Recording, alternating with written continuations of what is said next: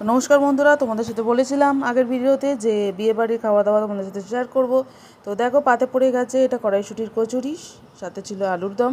আর আমি একটা কচুরি নিয়েছি, ছেলে আর আমি অর্ধেক করে নিয়েছিলাম। আর তারপর ছিল ফিশ ফ্রাই, কাসুন্দি, সঙ্গে স্যালাড। তারপর ছিল বাসন্তী পোলাও, দই কাতলাটা ছিল, আর চিকেন কষা ছিল।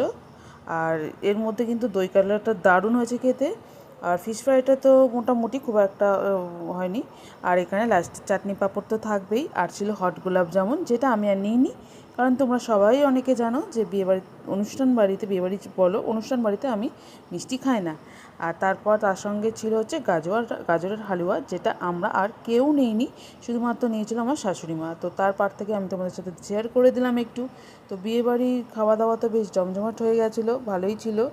আর লাস্ট শেষ পাতে তো আইসক্রিম থাকবেই, আইসক্রিম ছিল। আর তার সঙ্গে একটা আমার পছন্দের জিনিস ছিল, কি চলো তোমাদের সাথে শেয়ার করি।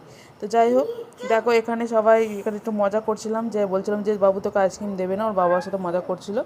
তো যাই হোক, ওর সাথে মজা করছিল, আর ও খেতে বসেছিল একমাত্র আইসক্রিমের জন্যই। আইসক্রিম ওর খুব পছন্দের। তো আস্তে আস্তে নিজের হাতে খেয়েছিল। আর তারপর যেটা বললাম স্পেশাল আইটেম, এই দেখো পান, অনেক দিন পর কিন্তু এরকম বিয়েবাড়িতে পান দিল। এমনি স্টলে দেয় অনেকে, কিন্তু এরকম যে শেষ পাতে যে পান দেবে, এই সব কটা পান কিন্তু আমিই খেয়েছি। তো কেমন লাগলো অবশ্যই জানিও। দেখা হচ্ছে নেক্সট ভিডিওতে। ততক্ষণ সবাই ভালো থেকো, শুভরাত্রি।